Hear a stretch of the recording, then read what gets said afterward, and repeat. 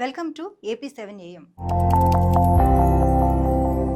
సరైన ఆహారం తీసుకోకపోవడం, జంక్ ఫుడ్, ఫాస్ట్ ఫుడ్కు ఎక్కువగా అలవాటు కావడంతో ఈ మధ్య చాలా మందిలో పోషకాహార లోపం కనిపిస్తోంది. ఆ లోపాలు, వాటి నుంచి బయటపడే మార్గాలు ఏంటంటే ఐరన్ లోపం. ఎక్కువ మందిలో, ముఖ్యంగా మహిళల్లో ఐరన్ లోపం కనిపిస్తూ ఉంటుంది. ఇది రక్తహీనతకు, శరీరంలో తీవ్ర నీరసం, బలహీనతకు దారితీస్తుంది. ఐరన్ లోపాన్ని అధిగమించేందుకు తోటకూర, నువ్వులు, రైజిన్స్, రాగులు, మాంసం వంటి వాటిని ఆహారంగా తీసుకోవాలి. విటమిన్ B12 లోపం. శాకాహారుల్లో, పెద్ద వయసు వారిలో ఈ లోపం ఎక్కువగా కనిపిస్తుంటుంది.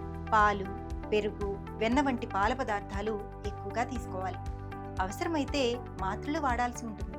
విటమిన్ D లోపం. శరీరంపై ఏమాత్రం ఎండపడకుండా గడిపేవారు, వృద్ధుల్లో ఈ లోపం ఎక్కువగా కనిపిస్తుంటుంది. రోజు కాసేపు శరీరానికి ఎండ తగిలేలా చూసుకోవాలి.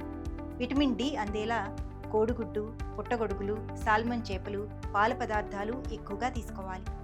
అవసరమైతే డాక్టర్ సలహాతో మాత్రలు వాడాలి. అయోడిన్ లోపం. ఆహారం నుంచి తగినంత అయోడిన్ అందక థైరాయిడ్ గ్రంథి వాపు వస్తుంది, ఎదుగుదలపై ప్రభావం పడుతుంది. అయోడైజ్డ్ ఉప్పును వినియోగించాలి. పెరుగు, ఇతర పాల పదార్థాలని ఎక్కువగా తీసుకోవాలి. విటమిన్ A లోపం. పోషకాహారం సరిగ్గా తీసుకోకపోవడం వల్లనే ఈ లోపం వస్తుంది. దీంతో కంటి చూపు, ఇమ్యూనిటీ దెబ్బతింటాయి.